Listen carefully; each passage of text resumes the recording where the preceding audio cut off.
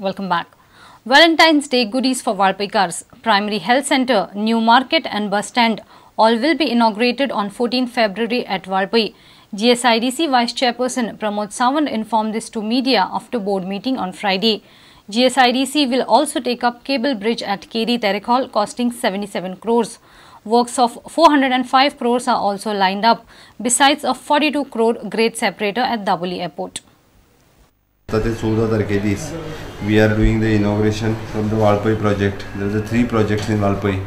Actually, one is the hospital project we are inaugurating, market complex and a bus stand from the Valpai. Board meeting in Keri Terekhol bridge approval dillasa and which is bidder contractor is an MV Venkat Rao. Which is the project cost is around 76 crores 77 lakhs rupees. Cable Street Bridge.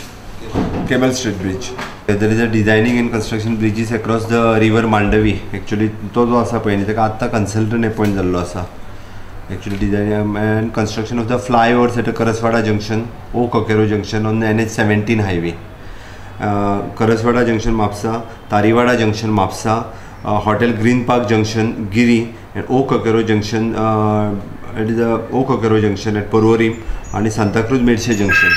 The flyovers. There is a design and construction of the great separator at the Dabolim Airport, which is a work at the approved and which is of the 41 crores 88 lakhs 69,000 rupees.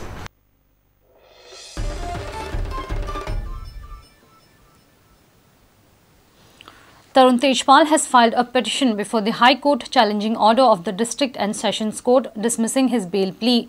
Former Editor-in-Chief of Tehelka, Tarun Tejpal, is facing the charge of raping a lady journalist of his office during Think Fest, organized at a hotel in Goa.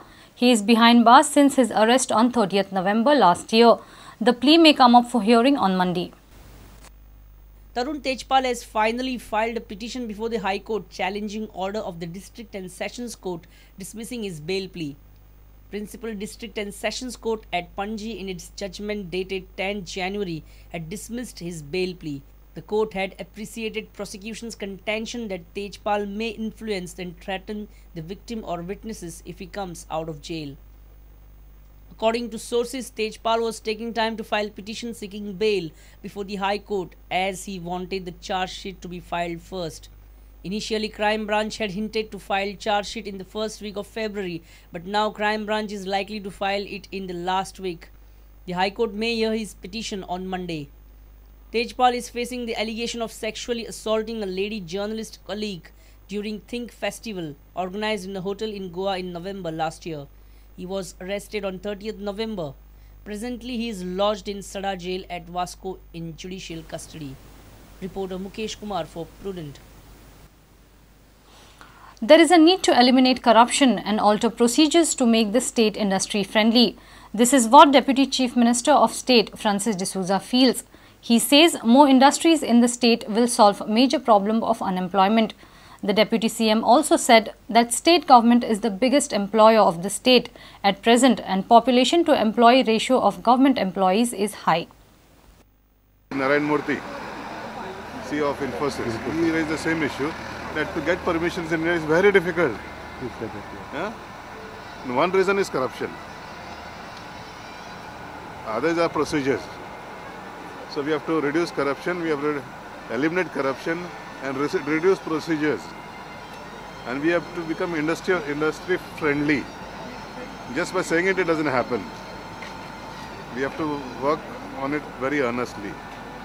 It's very important that we get more industry, we have to create more jobs, more employment, so that our people don't stay unemployed.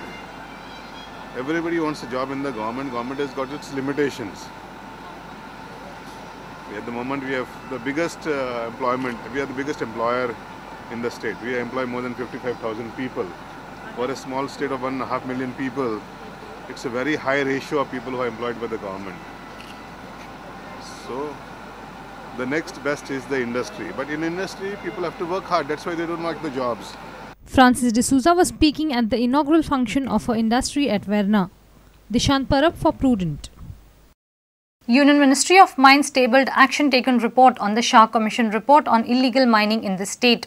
Shah Commission has pointed out various illegalities in the mines IBM and has recommended various measures. Prudent has exclusively accessed details of the report. Ministry of Environment and Forest has advised Goa to consult the ministry before finalizing any policy for dumping outside lease area only after state authorities' permission and IBM, otherwise mining operation will be suspended. IBM directing all the leaseholders to disclose the information on mining operation, otherwise penal action against the leaseholders. State government asked to take measures to ensure better coordination between the mines and Goa State Pollution Control Board. Recommend necessary action against officers for not inspecting mines. Pending applications for grant or renewal of mining leases are disposed at the earliest. Ministry also asked the state government to take necessary actions against the leaseholders and other for violating environmental laws. ATR rejects recommendations of ban on export and capping of ore at 12.5 million tons, stating that complete information on geology and reserves is not available. The market forces are dynamic and cannot be predicted. Reporter Mahesh Gadi for Prudent. Let's take a short break. Stay tuned.